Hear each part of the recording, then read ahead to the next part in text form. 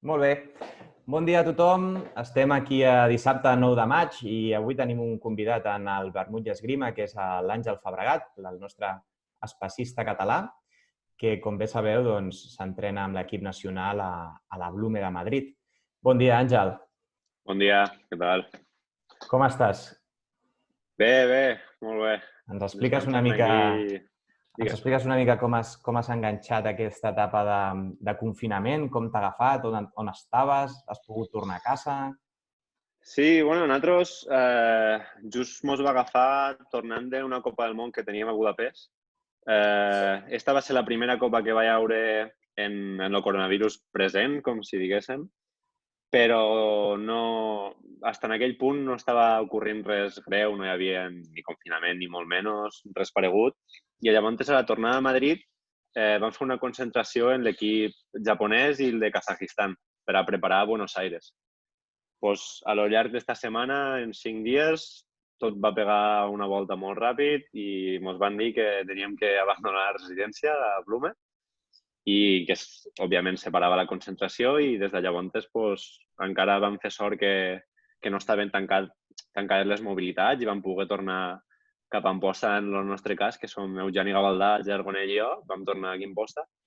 I els altres de la Blume, doncs, Ibáñez, per exemple, van a Burgos i els altres esports se van poder moure. Però a nosaltres ens va agafar just preparant la Copa de Buenos Aires al mig d'una concentració internacional. O sigui que imagina't. És a dir, que Budapest més o menys va ser 1 o 2 setmanes abans de l'inici del confinament, no? de l'estat d'alarma, i Budapest en si tenia mesures excepcionals de protecció? Bueno, a Budapest sí que, com ja... Nosaltres una setmana abans de Budapest també justament vam estar en Posta, que estava l'equip xinès d'espasa masculina, i vam estar en ells perquè no vam poder entrar a Xina per culpa del Covid. I sí que a Budapest se van prendre algunes mesures, a algunes pools, no a totes, a la meva, per exemple, no, però a algunes pools no es donaven la mà, sinó que se xocaven en el colze o se saludaven ja, o a la nostra, per exemple, es donava la mà, però no hi havia un criteri unificat a l'hora d'unes normes. No? Era una mica que cada un faci el que vulgui. A moltes pools inclús era còmic a la pool del meu costat, perquè se saludaven, s'anaven a donar la mà i quan estaven aquí s'apartaven com si no se'n recordessin. Al principi xoca, claro. Però no hi havia un criteri allò de no féssiu això, no féssiu allò. De fet, tot el món parlàvem en tots, estàvem a prop, no... Entens? I quan vas tocar aeroports i tal, et van fer la pistola de control de la temperatura? No, tampoc, oi? Que va. No, només vaig estar a l'aeroport de Budapest i el de Madrid i encara no era la situació tal com és avui en dia. Al fin i al cabo, va ser Budapest, jo vaig estar una setmana allí i llavors quan vaig arribar a casa vaig estar 2 setmanes sense sortir. Jo no hi havia l'estat de quarantena, però jo com a precaució, com venia d'una zona infectada que era Madrid, vaig estar 2 setmanes a casa. I després vam ficar l'estat d'alarma. Així que porto 15 dies més que tots en quarantena, jo. No? Vaja. Sí. I aquests dies, com els estàs plantejant a nivell esportiu? Vas rebent rutines d'entrenament des de l'entrenador? Sí. Nosaltres, tot l'equip nacional de totes les armes, de fet, estem en un grup de WhatsApp i el preparador físic envia per a cada arma i específica, ens envia una preparació física. Jo, els primers dies que estava a la casa que tinc a Amposta, al mig de la ciutat, doncs estava una mica més limitat, no? Però quan ja vaig veure que això realment anava per a molt més, ens vam poder moure aquí i aquí puc anar en bicicleta. És una zona que està pràcticament buida, no hi ha cases, no hi ha res, és tot camp. I aquí sí que podia fer més la meva preparació física damunt, des de que ara vam fer un decret que els deportistes del nivell ens podem moure sense les restriccions aquestes horàries i lliurement doncs sí que ja puc anar més a lluny en bici, no estic limitat per la zona que tinc, no? Però, bueno, realment, ja et dic, tinc una zona molt guai per fer esport, per no perdre la forma. Se nota, perquè al fin i al cabo, tots els dies jo entreno pel matí, per la tarda, moltes hores a salts, intensitat alta, i aquí no es pot fer exactament el mateix. No tinc un gimnàs per mi, per exemple, tinc algunes peces. Però se nota, però aún així ho estic portant bastant bé. Dintre de la situació, doncs, podríem dir que un afortunat, no? Has viatjat sense patir conseqüències, ara has pogut tornar a casa i, a més, tens possibilitat de sortir a fer esport a l'aire lliure i bé, o sigui que ens alegrem que estiguis en aquesta Gràcies. situació positiva dintre de la negativitat de la situació. Sí. Bé, doncs sabeu tots que avui hem acordat amb l'Àngel fer una miqueta d'anàlisi de combat, d'anàlisi tant a nivell tècnic-tàctic com a nivell fins i tot de preparació psicològica, mental, de l'assalt i dels moments que es viuen durant l'assalt, no? I en aquest sentit, doncs, l'Àngel ens ha preparat una presentació, un vídeo d'un assalt seu, que si el vols anar compartint ja, Àngel, ja pots anar-li donant el compartir de pantalla. A veure... I res, el que farem doncs, serà deixar-li això, que ens vagi comentant el que va vivint durant l'assalt. Sabeu bé? Sabeu perfectament. Sí, sí. Molt bé es veu. Ok, les pantalles que tinc aquí a la dreta, o sigui, no per res, però hi ha un moment que la càmera està totalment a la dreta. No sé si ho veureu vosaltres o si estireu tapant, com si diguéssim...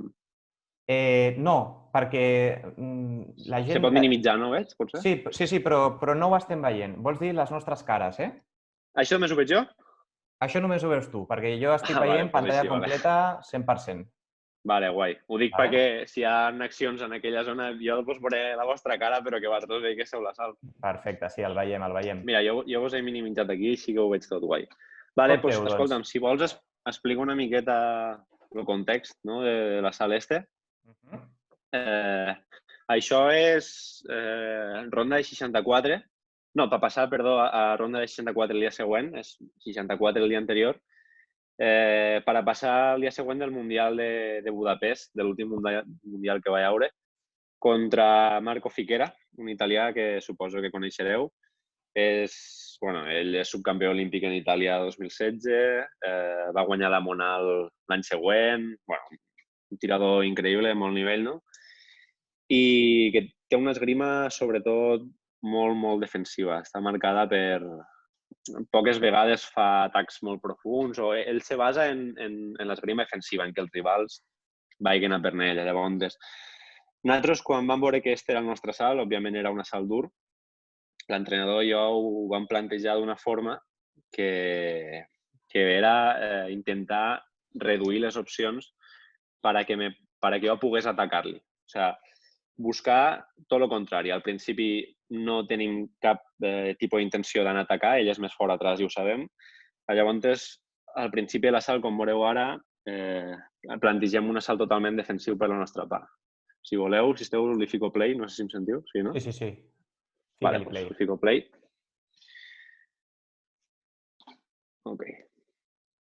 Igual se senten los comentaris de fondo d'algú que em gravava, però no féssiu molt de cas.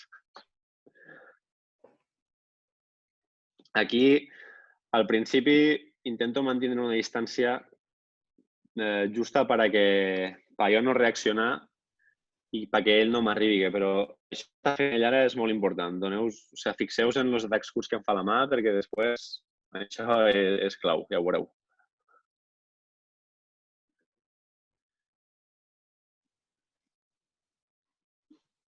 Tots són provocacions dels dos perquè algú surti més llarg. I aquí l'únic moment en què jo surto és quan ja estic a la distància perfecta per fer el tocat. Si hagués sortit abans en qualsevol moment, m'hagués agafat la parada sense cap tipus de dubte. Aquí vam començar en la situació perfecta, perquè realment era jo per dalt, que era el que buscàvem del principi, i així no he d'anar a buscar tocats a la seva zona de la pista.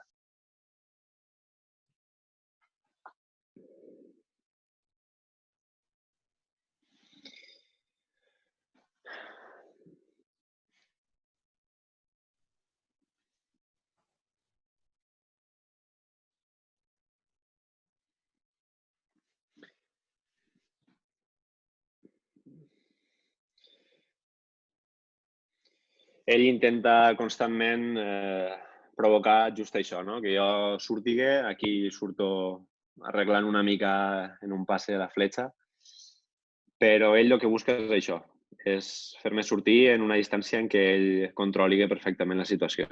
Jo, com ja ho sabia, intento reduir aquestes sortides.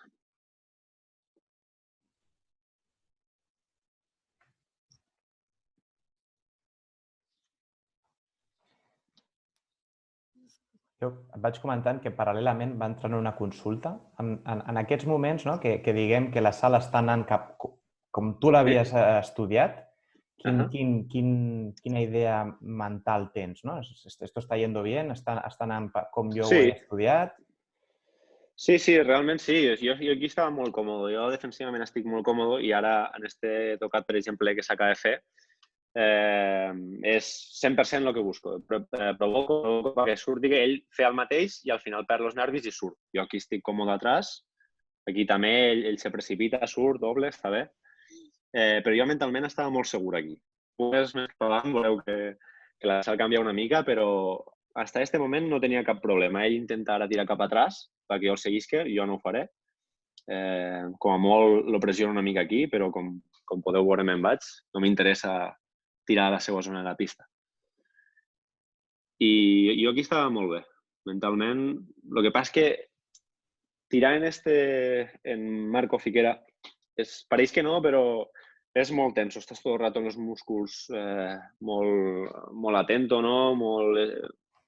Perquè en qualsevol moment te pot canviar el ritme i fer-te un tocat a la mà o al peu ràpid o fer-te una provocació i si no estàs atento te la menjaràs.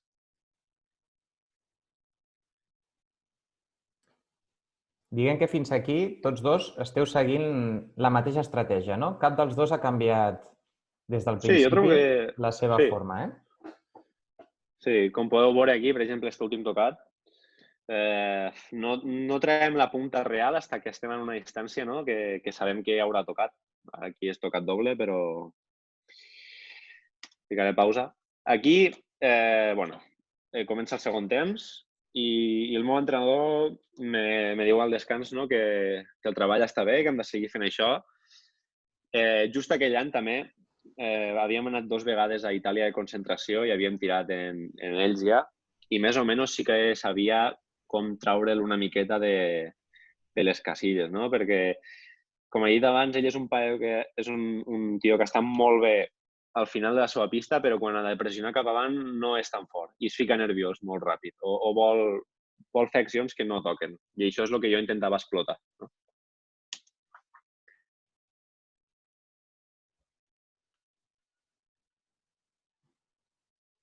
Veiem que hi ha hagut bastantes situacions de doble tocat, no?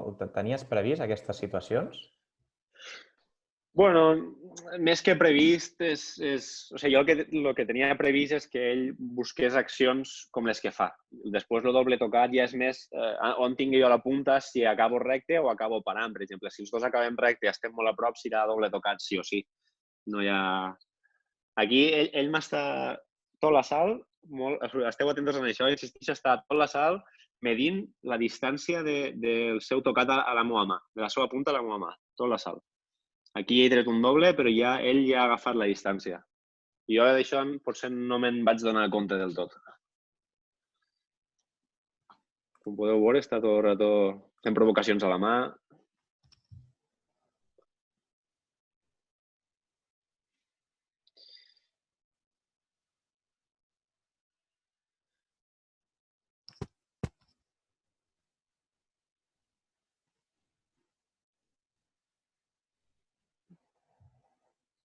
Això és fals. I aquí passa algo molt graciós.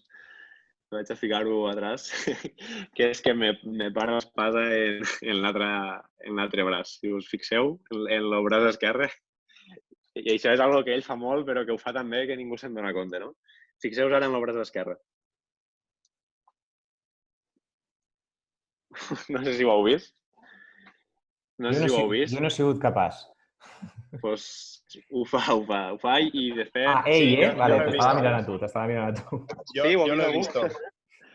Això és algo que ho fa molt, ho vam veure tots des d'atràs, però l'àrbit no ho va veure. Ara, per sort, últimament, els últims temps, els àrbits estan fixant més en ell, perquè això realment, que ha sigut tocat d'ell aquí, és targeta roja i tocat per a mi. Llavors, ja la sal canvia moltíssim. Després li passarem aquest vídeo a la FIE, ¿vale? Igual me donen la sal i tot.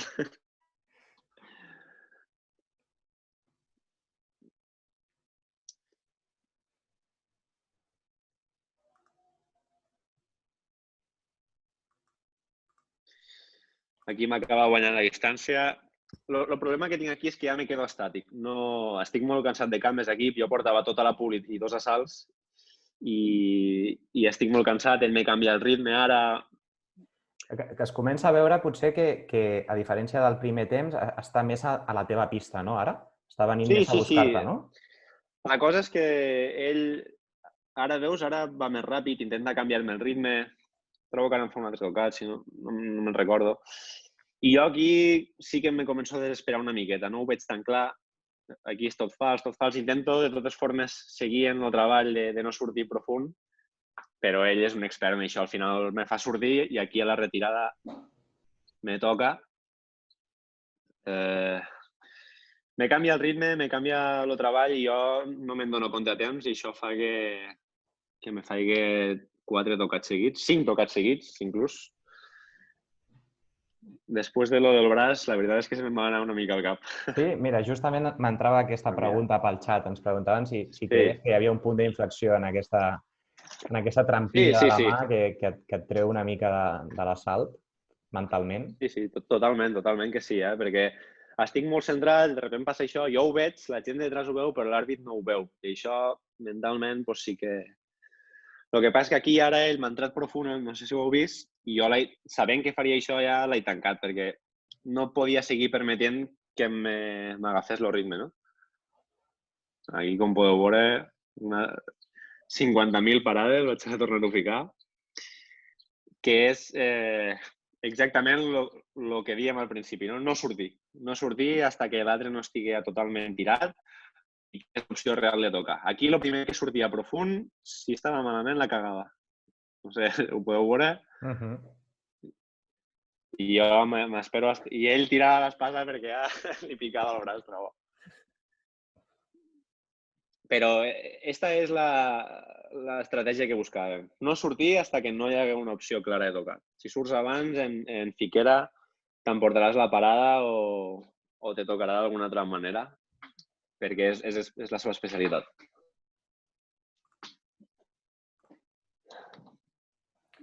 Creus que arribes a algun punt on després d'aquesta sortida mental que tens amb la seva parada de mà, tornes a recomposar-te o això ja et fa anar a remolquejar tot a l'assalt? No, jo trobo que... És més, després d'un tocat com este que acabo de fer ara, no? Mentalment pujo, vull dir, damunt veig que ell solta l'espasa, té el braç cansat. Jo de braç en aquest moment estic molt bé, sí que de cames patia una mica més, però veure que ja està cansat, està desesperat, no sap com tocar-me, mira l'entrenador, se trau la careta. Això sí que me dona força, no? Com me puja després de la situació del braç d'ell abans. Vale, bueno, este és l'últim temps ja. 9-10, aquí. Vaig a ficar pausa. Aquí estava ja la nova norma de la FIE, que és 1 minut sense tocar targeta de passivitat groga, 2 minuts targeta roja de passivitat i, bueno, ja només hi havia opcions de targeta roja, ja no hi havia de targeta negra. No? I és molt important perquè arribat a aquest punt no tenia cap targeta encara. El que vol dir que ell està per dalt per un tocat, que és una situació que no volíem perquè ell, ara com ho veureu, es tira tot la sala atrás, però tinc 3 minuts en els que tinc que fer un tocat. El primer minut, com veureu ara, serà passivitat, lo deixarem igual perquè veieu més o menys com treballo, i després ja hi ha tocats. Però l'important és que vaig arribar a aquest punt sense haver gastat cap minut ni cap targeta de passivitat. Això és molt important.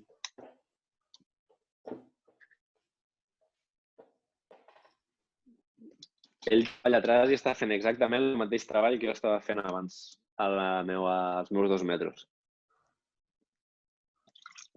De tota manera, tenim la situació aquesta que tu deies que ell enrere era fort i no volies anar-te a la seva zona, però aquí te'n vas a la seva zona. Claro, però perquè no me queda altra. O sigui, és l'últim temps, vaig perdent. Si no vaig, perdre la sala. O sigui, a més me val intentar-ho anant allí que perdre sense lluitar. Ara que en 15... Acabem de trucar... Acabem de fer la llamada a Vargas, que m'estava animant, i li acabem de fer l'última llamada perquè es presentés a la sala en aquell mateix moment. Jo ho escoltava per dins mentre estava tirant i m'estava rient.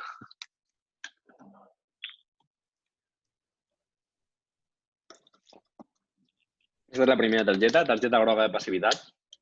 I ara ja sí que estava obligat a que hi hagués un tocat. Si no, era targeta roja i tocat per ell. O sigui que ara és quan comença realment el treball. El primer minut ha sigut per veure com reacciona davant de la meva pressió i ara és quan intento aprofitar el que he vist en la sala.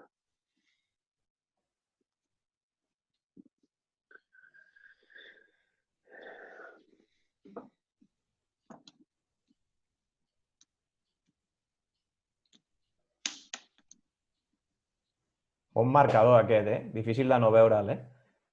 Estava fixant ara, bon armatoste.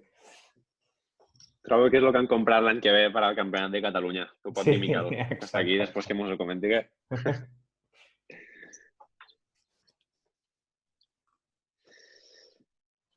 Aquí, bueno, explico que l'espasa estava bé, però que volia perdre temps perquè estava cansat. Molt bé. Ens pregunten quina importància li dones a aquest minut sense tocat. Pues una importància molt alta, la veritat. Pareix que no faig res, però este minut és clau per l'últim tocat que faig per veure com reacciona. Jo en este minut estic tot el rato buscant les seues respostes automàtiques, el que fa sense pensar. I quan ja ho veig és quan ho faré a l'últim tocat que veureu d'aquí poc. Però és molt important. Este minut que hi ha sense tocat és clau.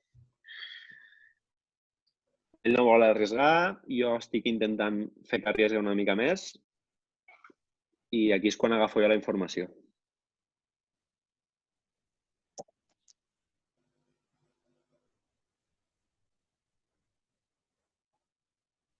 Aquí estic fintant per veure com reacciona. Tot això és búsqueda d'informació, 100%. No espero tocar en aquestes fintes perquè sé que no em reaccionarà d'una forma real. Quan jo vulgui fer que em reaccione, ho faré més profund i llavors sí que reaccionarà. Ens demanen com planteges en aquest moment atacar a un rival que saps una mica des del principi que no podies atacar, no? Que no havies d'anar per ell. Sí, a veure, vaig a parar un moment. Normalment, jo sé que no he d'anar per ell, no? Bueno, l'estratègia principal era no anar per ell, però davant d'un rival tan bo, no? Cap la possibilitat de que tingués que anar per ell. O sigui, el més probable és que jo en algun moment tingués que anar per ell. I ja et dic, jo a ell l'he vist tota la vida en categories júnior absolut, l'he vist als Jocs Olímpics, l'he vist als Mundials, com tira, sé com li tira la gent quan va per ell. I aquell mateix any, quan vaig anar a Itàlia 2 vegades, vaig aprendre coses de com tirar contra ell. Llavors, no és... O sigui, encara que sabia que no havia d'anar per ell, el plantejament no és complicat si ja hi ha precedents o si ja has vist altra gent guanyant-lo a la seva zona, inclús. Ara és 11-12 i ara és quan realment quedaven 1 minut i 6, que és per fer un tocat. Aquí el meu objectiu era fer un tocat, ja, per aportar-ho a la prioritat. I ara és quan trauré tots els coneixements, no? Com si diguéssim que jo he agafat del primer minut, inclús del segon minut d'esta prioritat. Ara ho veureu.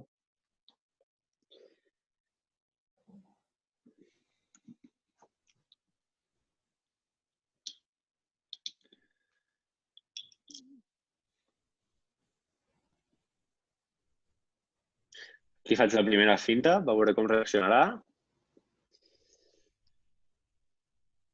I este és el tocat. Aquí no s'aprecia perquè ho tapo jo, no?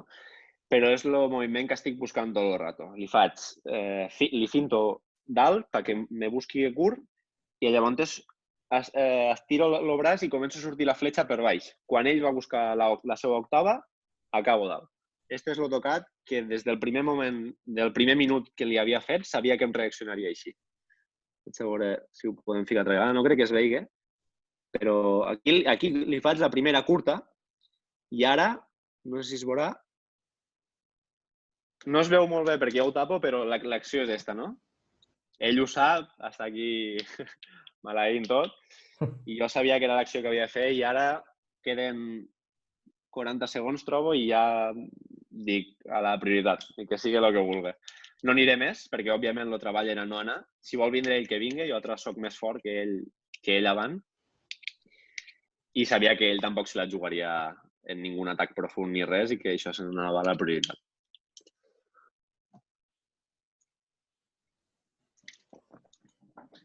Ara que sabem que això s'anirà a la prioritat, em pregunten, sabent que aquest últim tocat t'ha funcionat tan bé, d'haver-lo analitzat i que t'ha sortit perfecte i tal, arribes a pensar en repetir-lo, aquella mateixa estratègia?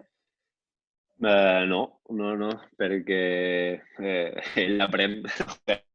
Li puc fer una vegada, però molt probablement la segona vegada no li faré. Si li torno a fer la mateixa acció, ara que ell ha anat a parar, molt probablement la seva resposta sigui tancar-me en la punta cap avant, contraatac i me tocaria a ell perquè jo sortiria en el braç mig escongit. A la gent que té tant de nivell, gent que està tan amunt, és molt difícil fer-li dos tocats seguits de la mateixa forma. Molt, molt, molt difícil.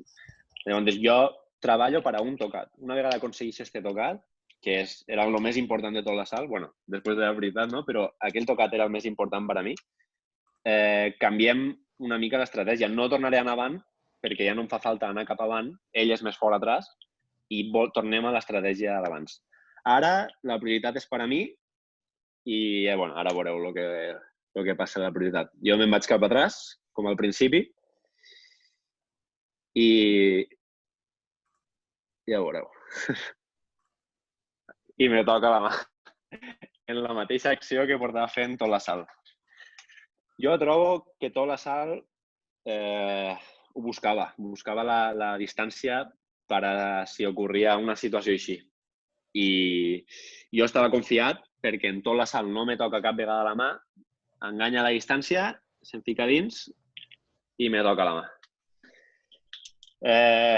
No és un mal assalt, és un assalt molt bo, molt ben plantejat.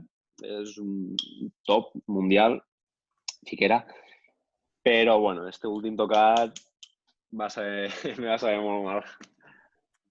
Normal. I ja estaria. Esta és l'assalt. A veure, espera. Dejo de compartir, no? Sí, bueno, com vulguis. Potser si algú ens tira alguna consulta sobre algun moment concret, sí, bueno. hem de tornar, potser deixa'l. I ara seria el moment de que si algú vol fer algun plantejament, doncs que vagin... Yo quiero hacer uno. Molt bé. Ataca. Yo tengo dos preguntas. Perdona, té dos preguntes, però en realitat és la seva pregunta número 15, perquè de les que t'he estat tirant... Bueno, pues me gusta aprender, joder. Perfecte. No, tengo dos preguntas como, más que nada, en vez de analizar el combate, que ha estado fenomenal, mi pregunta es, ¿qué piensas o cómo planteas el asalto en el momento que sabes que te toca Fiquera, ¿no? en el cuadro? O sea, o en el momento que pasaste la ronda anterior, te enteras que te toca él. ¿Cómo planteas ese momento? Si empiezas ya a estudiarlo, si empiezas ya a hacer un poco de visualización del combate. Y segundo, ¿cómo gestionas o cómo gestionaste este último tocado, el post? O sea, cómo esa rabia, esa impotencia, ¿no? La sensación que creo que hemos tenido todos de ese trabajo que me he pegado un asaltazo de mi vida y lo pierdo por un despiste o un detalle que no me he dado cuenta, porque al final estos momentos son detalles que pasas por alto y que el otro pues lo aprovecha y creo que esa es la diferencia, ¿no?, de los grandes tiradores, ¿no?, que saben ver esos pequeños detalles en los momentos clave. Mi pregunta es esta, el previo al combate y el post al combate. Sí, bueno, prèviament al combat jo vaig fer la pool vaig fer 4-2 a la pool. No era una pool dolenta, vaig perdre contra dos persones bastant top. I el primer assalt vaig guanyar un canadenc que es deia Brincroto. Jo normalment no m'agrada saber quan sé el quadre o quan acabo la pool. Només m'agrada mirar l'assalt que em toca en aquell moment. No sol mirar més enllà. Així no... Si hagués sapigut que em tocava Fiquera, segurament, tirant l'assalt contra el canadenc no hagués estat centrat del tot, no hagués estat pensant en Fiquera, perquè el canadenc no era dolent, ni menys. Ja l'havia guanyat 2 vegades en altres copes del món, no? Llavors, quan vaig acabar el combat del canadenc i ja vaig veure que em va tocar Fiquera, ho vaig gestionar de forma molt tranquil·la, vaig anar a parlar amb l'entrenador, vam recordar alguns... Vam estar plantejant... Me va preguntar, com ho faràs? No? Què tens pensat fer? Li vaig explicar l'estratègia, ell m'ha dit que estava d'acord, sobretot això que vos he dit al principi, d'anar cap atràs, perquè ell atràs és un tirador molt fort, no? I ho vaig afrontar molt, molt tranquil. Al final, quan tires en algú d'este nivell tan alt, no? Algun top mundial, saps que qui té tota la pressió en este cas és ell. És com... Jo me fico al meu paper quan estic, per exemple, a Espanya, no? Quan estic a Espanya, realment, les competicions nacionals, jo com a que defensar sempre que tinc que estar a medalles o que tinc que guanyar. I no és real, no? No tinc que defensar res. Però és la pressió que sent el que, entre comilles, té alguna cosa que defensar. Jo sabia que en aquell moment no tenia que defensar res, era una bona oportunitat per tirar una bona esgrima, per fer un bon assalt, i en aquell moment era l'únic que m'importava. Volia agafar el que tenia plantejat i transmetre-ho tot a l'assalt, sense importar que fos Fiquera o qui fos. Jo tenia una estratègia clara i la volia plasmar. I la veritat és que jo trobo que me surt bastant bé, no? A pesar de l'últim tocat, tot l'assalt jo trobo que és un dels millors assalts que he tirat, a pesar de perdre. Però no perquè sigui Fiquera, en aquell moment jo estava molt tranquil. Jo pensava, si això ell que es fiqui nerviós, la responsabilitat de que té que defensar és d'ell i jo vaig a fer la meva esgrima. No em vaig ficar excessivament nerviós. I el postassalt, com has dit, de la derrota, doncs hi ha moments, no, que perds així i sí que te mors de ràbia, no? Que dius, hòstia, per un tocat podria haver estat allí. Però jo, quan vaig acabar aquest assalt, estava realment satisfet. Vaig acabar l'assalt i vaig dir, bueno, he perdut, és una merda, perquè ja podia haver estat a 64 al Mundial i no ho estiré, però estic content en com ho he afrontat. Vull dir, si pogués fer alguna cosa, si pogués canviar alguna cosa a l'assalt, no canviaria res, perquè totes les decisions que he pres, les he pres volent. No ha sigut ninguna per temor o per inseguretat, sinó que tot l'assalt sabia el que havia de fer. No hagués canviat res. Llavors, vaig acabar l'assalt, vaig estar una miqueta cabrejat, entre comilles, claro, però no em va costar sobreposar-me, no, a la situació, perquè per a mi no va ser un cop tan dur. Jo, al final, vaig fer exactament el que volia fer, un bon assalt, una bona esgrima i seguir l'estratègia que vaig plasmar a la pista. L'únic, que si hagués guanyat hagués sigut més bonic, no? Però realment l'objectiu principal el vaig aconseguir y no va a ser muy duro para mí después de este salto. Te digo que ha sido un asalto precioso, ¿eh? O sea, digno de no, porque al final esto nos sirve para darnos cuenta de todo el trabajo que hay detrás, ¿no? Lo bonito de la esgrima para mí es el hecho de lo que puede sacar un asalto, ¿no? Escarbar, al igual que dos personas ven dos espadas haciendo clink-clan, puedes escarbar y sacar hasta los pensamientos más profundos de cada uno, ¿no? Y este asalto yo he visto inteligencia por tu parte, picaresca por parte del italiano, una constante evolución dentro del combate. No ha habido prácticamente dos tocados iguales, porque siempre o cambiaba zona de pista o cambiaba acción o cambiaba...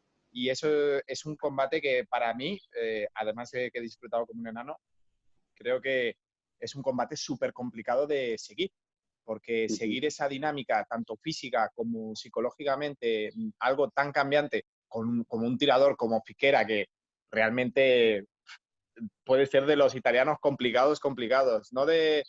Quizás no de los más duros, pero sí que es un tío que te plantea, te cambia, te recambia, ¿no? No es como No es como Santarelli, que sabes que te va a hacer la misma parada y tal, sino que es un tío mucho más inteligente. Realmente, enhorabuena. Yo creo que és un assaltazo. Gràcies. Gràcies. Sí, la veritat és que, a veure, com ja he dit, tot hagués sigut molt més difícil si, per exemple, no haguéssim estat a Itàlia de concentració, com he dit diverses vegades, no? Perquè tu pots veure com és en un vídeo. Jo ara us ho he explicat i vosaltres podeu veure com tira, com reacciona o com prepara les seves accions. Però com en tots els tiradors, quan te fiques davant, no té res a veure. O sigui, no té res a veure en el sentit de tot canvia, no? La percepció de la distància canvia, el temps canvia. Des de fora potser veus que t'està donant un temps que des de dins no t'està donant. I gràcies a haver tirat en ell en anterioritat, vaig poder plantejar un bon assalt. De no haver sigut així, segurament aquest assalt no hagués quedat 12-13 i per això trobo que és molt important tots els treballs que fem de concentracions quan anem a Itàlia, a Hongria, perquè són seleccions i països molt top, gent molt, molt top i que l'únic que pots arribar a estar al seu nivell és entendre com tiren i tirant contra ells i provant coses contra ells, perquè aquí no puc provar coses al mig d'un assalt per a passar el dia següent al Mundial, però quan estic entrenant sí que puc provar coses. Entens? Per això trobo que va ser clau les vegades que vaig tirar en ell abans. Però gràcies, Santi. Algú més vol obrir micro? Jo tinc un parell de preguntes. Què tal, Àngel? Com estàs? Què tal, Josep? Aquí estem. La primera pregunta és, fàcil i complicada per tu. Canviaries alguna cosa d'aquest assalt? I si canviaries alguna cosa, quina?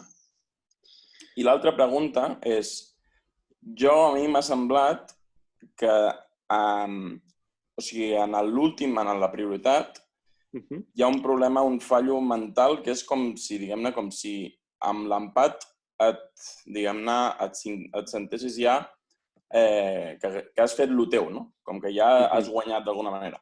I llavors com que baixes un punt de tensió. Pot ser? La primera pregunta de si canviaria alguna cosa, jo trobo que, a veure, si l'únic que puc és canviar, em diuen, torna un moment de l'assalt i canvia alguna cosa. Òbviament tornaria a la prioritat, no? I canviaria una mica la distància o la pròpia consciència de la distància que tenia. Per la resta de l'assalt no canviaria res. Trobo que és un assalt que està clavat, està perfecte i vaig fer tot el que tenia que fer. I l'altra pregunta, pot ser. El que passa és que en aquell moment no ets plenament conscient de la situació. És un assalt, els últims 3 minuts d'aquest assalt van ser, sense cap tipus de dubte, els més tensos. Molt més que quan hi ha un parell de tocats, que ell està al final, jo tinc peu dins, peu fora, estem els dos en ferro, toca qui sigui. No té res a veure en els últims 3 minuts. Va ser molt més tenso, no? Jo me'n recordo que el tocat que més vaig treballar va ser el tocat que li vaig fer al 12 i potser sí que quan vaig fer aquell tocat va ser com una alliberació, no? Va ser com, per fi, damunt fer-li una fletxa en temps, en doble finta, a Fiquera, és molt complicat. No entren, la majoria no les entren. I jo em vaig entrar i aquell moment sí que va ser d'alliberació. Potser sí. Jo, la veritat és que quan vaig començar i vaig veure que em va tocar la prioritat a mi, vaig dir, vale, tornem a recapitular, ens fiquem cap atràs com al principi i no vaig prestar atenció en la distància correcta, no? Que és potser el que més me va matar. Tot això unit en que en tot l'assalt ell me tira 80 vegades a la mà i no me'n toca ni una. Jo estava molt tranquil, jo estava pensant que estava a la mateixa distància. Però ell, i al vídeo després no ho hem analitzat, però ell canvia la distància. Els italians quasi tots canvien la distància en el peu de traç. Se fiquen dins, fora, tu no ho notes, penses que està a la mateixa distància i de sobte avança el peu de traç una miqueta i ja estàs mort. És el que em va fer ell exactament. Pot ser que sí, però òbviament conscientment no. És impossible en aquell moment, després de tot el que ha passat, després d'un assalt de 9 minuts, superintens. Però bueno, jo trobo que el que m'has dit de canviar no canviaria res, sinó només l'últim tocat. I potser sí que després d'aquest tocat se me'n va anar una mica la concentració. Bueno, doncs merci. Volia ficar una sal en tu, però no en tenia cap gravat. No, que sempre perdo. Gràcies, Josep. A tu, home. Vinga, algú més s'anima amb alguna nova consulta? Si no hay nadie, yo repregunto. Sí, voldria entrar un momentet. Àngel, Digues, Miquel. l'altre dia també li vam preguntar a la Laia, ja sortint de la sal concret que acabem de veure, que realment ha estat molt bé, tu que tens la possibilitat d'estar entrenant i veient l'esgrima d'altres països amb més nivell, què creus que ens fa falta aquí? Quines diferències trobes entre com s'entrena aquí i com s'entrena als països que destaquen més a l'esgrima? Què creus que faria falta anar fent? Doncs molt bona pregunta. Jo trobo que quan arribem a dalt nivell, o sigui, quan ja estem en una edat, no, o a un nivell de professionalitat elevat, les diferències d'entrenament no són tantes, no són tan grans. Quasi tots els països que hem anat a entrenar, quan hem entrenat en ells, hem seguit el ritme perfectament, inclús molts tenen un sistema paregut al nostre en quant a entrenaments, però trobo que la diferència més gran està en la base de tot. Si mires Itàlia o Hongria, França, són països que cada any, a cada campionat del món júnior i cadet, tenen medalles sempre en totes les armes. Jo trobo que aquí és on està la diferència, en pujar un grup fort. Quan tu tens molta gent d'un alt nivell en edats petites, òbviament, este grup pujarà i se farà molt fort en categories absolutes, o almenys, com te dic, en Itàlia, per exemple, igual hi ha 10 cadets superforts i al final només n'hi queda un perquè són tan bons que no poden arribar i se frustren i no arriben. A Espanya això és impossible, perquè de cada club ne surten un, dos, que destaquen increïblement per les seues habilitats individuals, no tant pel treball que es fa, no en tots els clubs també, clar. I és molt difícil crear una base en gent aislada, no? Si algú, per exemple, jo fico l'exemple del meu club, que trobo que sí que es treballa en aquesta forma, no? El meu club, per exemple, Eugeni, Marc i jo, vam arribar a estar a l'equip nacional perquè érem un grup de 3 en un nivell bastant alt que ens motivàvem entre nosaltres. Hi havia un treball comú, fem com orientat cap a la mateixa forma. En canvi, si només ne surt un i el treball no està molt clar, pot pujar, però arriba a l'equip nacional, allà hi ha altres treballs, s'ajunta amb gent que no fa el mateix, hi ha diferències. Això jo trobo que a Itàlia no passa. Poden hi haver, o a Itàlia, dic Itàlia perquè, òbviament, és dels millors països, no? O França, podria dir Hongria. Jo trobo que en aquests països hi ha una base molt clara. Totes les escoles del país, més o menys, llevat excepcions, tenen un treball similar i això fa que s'entenguen tots, no? I que el nivell no pari de pujar. Quan arriben, òbviament, a categories júnior d'últim any, absoluts, tot aquest treball és el que més se nota. Jo acabo de tirar puc tirar en Fiquera, com esta sal, hagués pogut guanyar perfectament, però perquè la diferència potser no és tan elevada un contra un, però el sistema, la base de tot, sí que és molt diferent, no? Ell, a part de que, òbviament, té més experiència en alta competició i té una base molt més gran, pot entrenar o des de ben petit ha estat entrenant en una idea molt clara, en el que té que fer és això, allò. És molt difícil des d'un país que no està ben organitzat des de la base crear una èlit constant. Perquè si lo de baix ja no s'aguanta, lo de dalt al final no arribarà. Bueno, trobo que... I ja està, trobo que és això. Més que res és esta la diferència més gran que veig jo. Si algú té alguna altra pregunta... Santi, que ha dit abans que volia dir no sé què. Santi, ens ha quedat congelada la imatge mentre se rascava el nas. De qui? De Santi? Sí, No quiero molestar, no quiero molestar. Digues. No, va. Dale la última. La última. Si tuvieras que dar un consejo a todos estos niños o a todas estas futuras promesas, ¿no? Para generar este grupo de trabajo, sobre todo en tema motivacional, ¿no?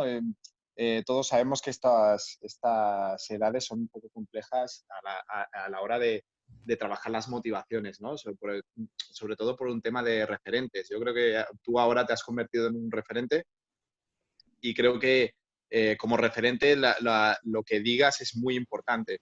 Y muy importante sobre todo para nosotros como herramienta de promoción dentro de toda esta formación. ¿Qué dirías tú? ¿Qué motivación podrías darnos para poder seguir tus pasos o un poquito poder seguir tu estela? Porque además de ser un referente deportivo, también eres un referente como persona humilde donde las haya, gran tirador. ¿Qué recomendarías o qué podrías decir a los tiradores para decir, oye, chavales, si queréis triunfar o la manera de triunfar o como yo he triunfado es tal? Cuatro pinceladas de tus experiencias que lleven a tomarte como referente, sobre todo en tema deportivo y ya te digo, en tema humano, porque creo que eres de los mejores tiradores que hay en este momento y con la mejor proyección que puede haber también. Bueno, antes que res, gràcies. M'he ficat roig i tot. A veure, jo no tinc una receta per a l'èxit, no? Jo trobo que això és molt difícil, però sí que unes pautes, no?, de lo que jo he pogut fer i de lo que jo he aconseguit, doncs, bàsicament, és que tot se resumeix en treball constant, en saber molt bé quins són els teus objectius. Estic sentint-me doblat, no sé per què. No sé si em sentiu bé. Me sentiu bé, vosaltres? Sí, ara sí. Si un cas, a vegades es reverbera, faig silenciar a tots els participants. Fes. Vale. Pues el que et dia, jo... El millor i el més important és mantenir uns objectius clars, saber on vols arribar i saber i ser conscient de lo que costa i la realitat d'aquests objectius. Mai se regala res, no? I menys a l'alt nivell. I potser quan ets petit o quan estàs en una fase des dels 10, 12, fins als inclús 17, 18, 19 anys, només dones per vàlid les teues victòries. I te penses que això és el més important, no? Que cada vegada que guanyes ho fas bé i cada vegada que perds ets dolent. I això no és per a res així, en absolut. O sigui, si tens aquesta mentalitat, si algú té aquesta mentalitat, mai arribarà a ser un gran tirador, perquè tots els grans tiradors, tots, absolutament, perden més del que guanyen. Tots. No hi ha ningú que guanyi més competicions de les que perd. Llavors, la mentalitat de jo guanyo i soc bo i jo perdo i soc dolent és la pitjor que hi ha. Jo me'n recordo, sobretot, al principi, cada vegada que perdia una competició, inclús que no guanyava, és igual quedar segon que tercer, que fer pur, era com un cop molt dur, no? Era, jo soc millor, per què no guanyo? Per què no estic guanyant si realment trobo que ho faig bastant millor? I fins que això no ho vaig canviar, no va ser quan vaig començar a progressar realment. Tens que tindre uns objectius marcats, tens que saber on vols arribar i tens que saber el treball que costa aquests objectius. Jo des de ben menut sabia que volia arribar a l'equip nacional, volia estar a Madrid estudiant i vivint allí i tirar esgrima més a nivell. I l'única opció que tenia per arribar a aquest punt ha sigut treballar a tope i sense parar. I no he parat fins al dia d'avui. Des que tenia 14 anys i vaig entrar a tecnificació, tots els dies de la meva vida, inclús els estius, he anat a entrenar i a fer coses perquè si no és impossible arribar. Potser també tens que mantenir la motivació en petites coses, no? Si tu vols estar motivat, jo això és un truco que faig, no, també. Quan ja aconsegueixes els teus objectius principals, jo, per exemple, el meu objectiu de 40 minuts l'he complit, no? És estar aquí. Jo ara tinc uns altres objectius a llarg plaç, òbviament, però sí que hi ha moments que la motivació falla o que no s'has d'entreure les ganes per entrenar, tens que anar a entrenar i no vols anar o no tens ganes, i has d'agafar objectius més petits o més a curt plaç, que tenen que ser assequibles, perquè si te fiques algo que no pots... Jo ara mateix no puc dir, ara mateix, tal com estic, no puc guanyar un campionat del món i jo soc conscient que no és real que jo vulgui guanyar un campionat del món. Però sí que puc agafar objectius més menuts per algun dia arribar a este. Per exemple, jo estic treballant diferents parades, no? Tinc una reacció automàtica, molts d'aquí segurament ho sabeu, moltes vegades quan me trobo una situació de sobresalt i tinc la punta davant, tinc una reacció automàtica a parar en la quarta, no? Què passa? Això a nivell nacional potser no es nota, perquè no me causen els problemes, puc resoldre-ho fàcilment, però a nivell internacional això et pot matar.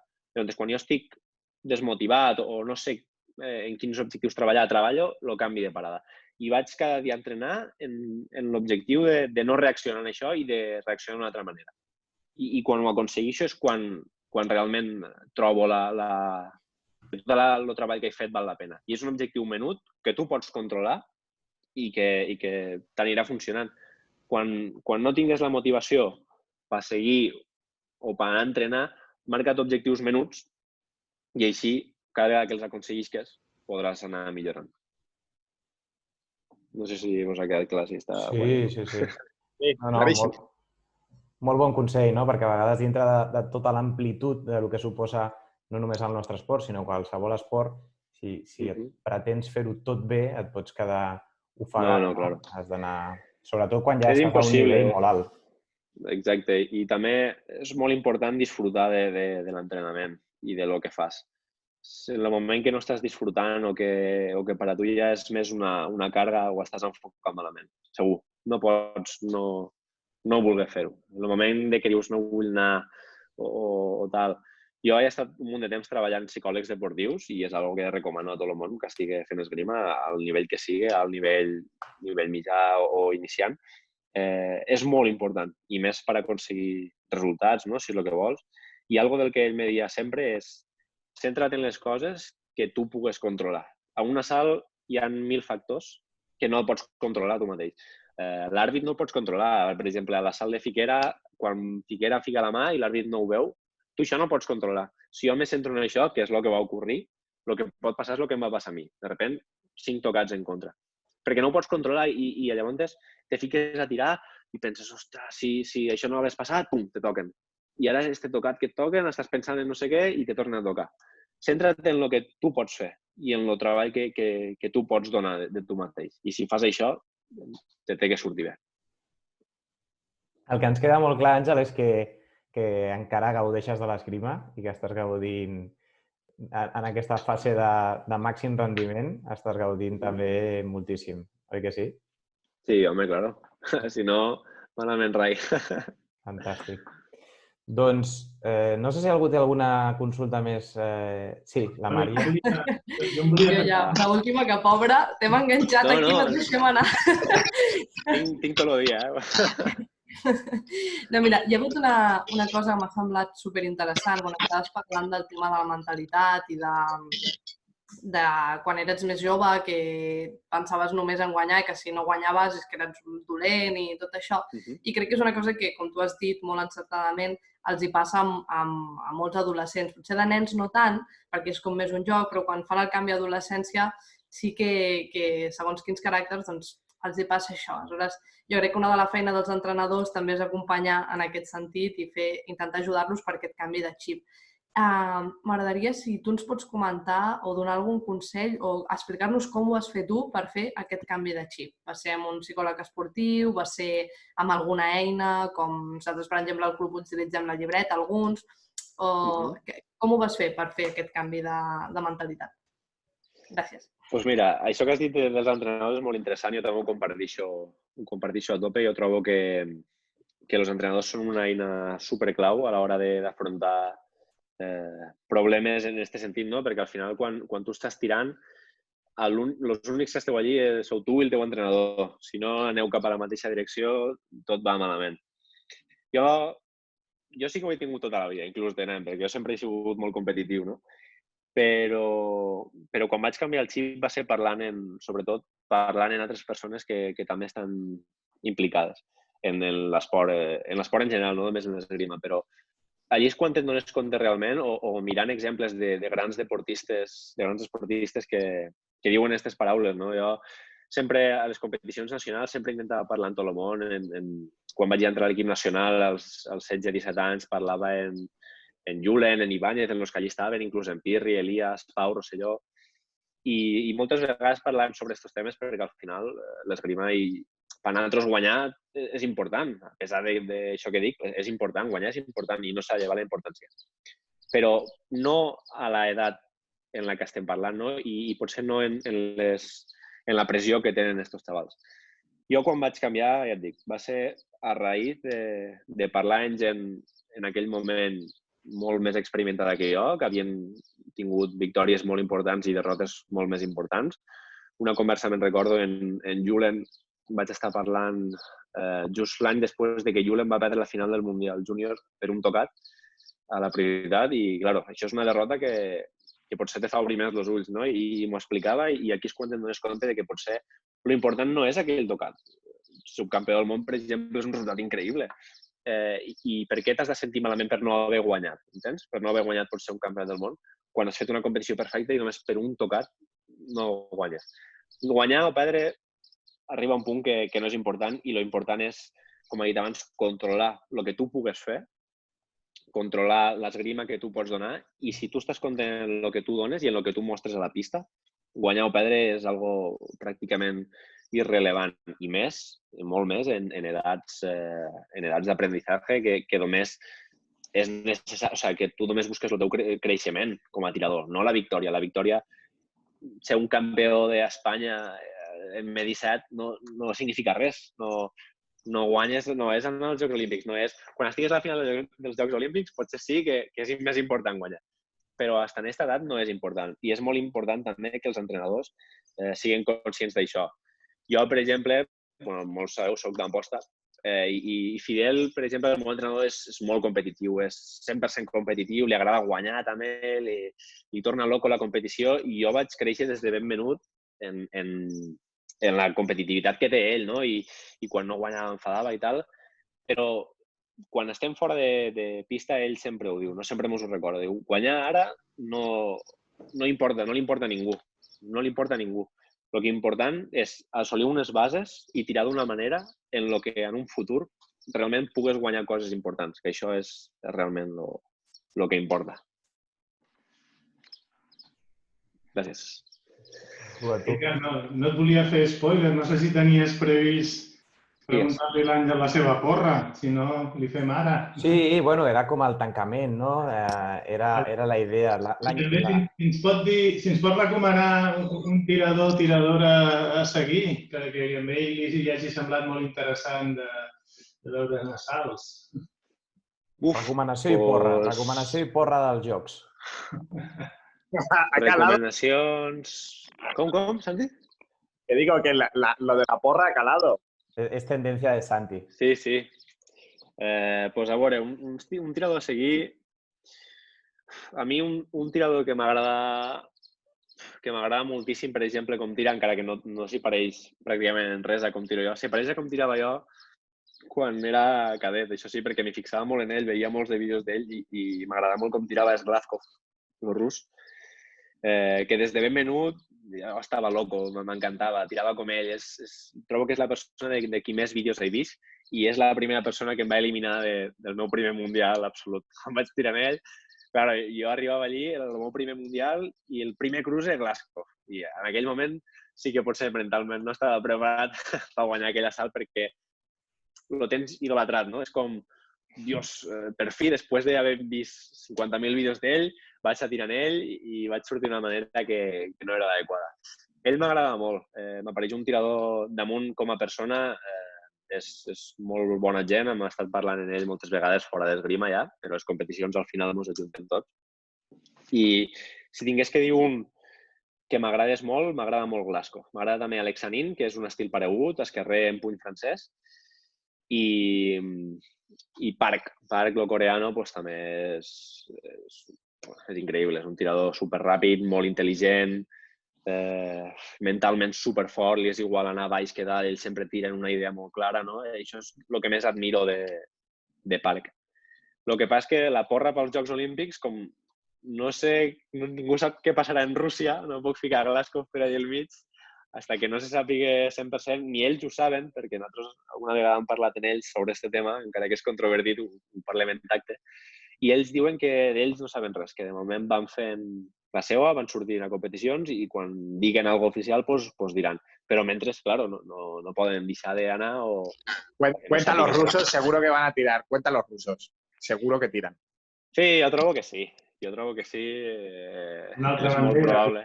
Una altra bandera. Sí, quizás con la bandera olímpica o lo que sea, algo van a hacer, porque ya estaban hablando de, no, si demuestran que no estaban dentro de no sé què, poden... Bueno, jo crec no que sé, no. és molt difícil, però no ens tenim que oblidar que Rússia és una superpotència i a vegades hi ha coses que, per desgràcia, tenen més pes que el propi esport, no? No estic dient res de ningú, perquè jo, òbviament, no sé qui ha fet res ni qui no ha fet, ni molt menys, però segurament que hi ha algun cas i bueno, a vegades, doncs, com dic, hi ha coses que pesen més que l'esport i que al final tiraran o no tiraran depenent de coses totalment ajenes al doping, no? Que és del que s'està parlant. Així que, bueno, si tingués que dir alguna porra, ara mateix, trobo que diria que guanyarà Santarelli. Santarelli trobo que en els últims anys ha pegat un salto increïble. Sempre a Itàlia, tota la vida des de cadet i júnior, ha estat molt per detrás de Fiquera. Quan va arribar a absolut estava a lo quart de l'equip, per detrás de Pizzo i de Garozzo. I últimament està increïble. Ha fet medalles als mundials, als europeus, en totes les copes pràcticament, però trobo que no n'ha guanyat cap. No ha guanyat cap competició internacional sènior, si no recordo malament. I trobo que els Jocs Olímpics los podria guanyar. Així que trobo que guanyaria Santarelli. De segon ficarem a Borel. Borel trobo que... Borel está desaparecido. Yo también creo que Borel va... Sí, però saps què passa? Que és un tirador que mai pots donar per mort. Borel... Ja, no. Entens? Jo trobo que Borel pot estar al pòdium perfectament. Pero Borel pasa del Pozo al Monte Olimpo en cada competición, ¿eh? Joder, ojalà jo pogués estar sempre al Pozo que està Borel. O sigui, si jo fos la pitjor versió de Borel, ho firmo ara mateix, eh? O sigui, no en tinguis dubte. Però jo trobo que, com te dic, és un tio que té les qualitats idònies per a poder guanyar, inclús, si volgués, no?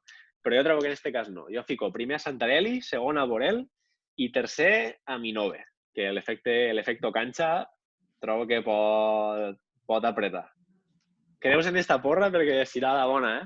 Si és que sí, tots els que esteu aquí ja em pagareu un soperet o algo. Això no és que està gravat, quedarà gravat. Què dius, Santi? Te digo que si no se apuesta nada no vale. Que una ronda para todos o algo. Sí, venga. Així està, una ronda para todos. Molt bé. Doncs prenem nota d'aquesta porra i això quedarà penjada al nostre canal de YouTube per als anàlogos de la història. O sigui que la podrem anar a rescatar, si cal. Àngel, només ens queda donar-te les gràcies per aquesta hora i 5 que portem ja de conversa, que a més ha sigut molt fluida i molt productiva, trobo.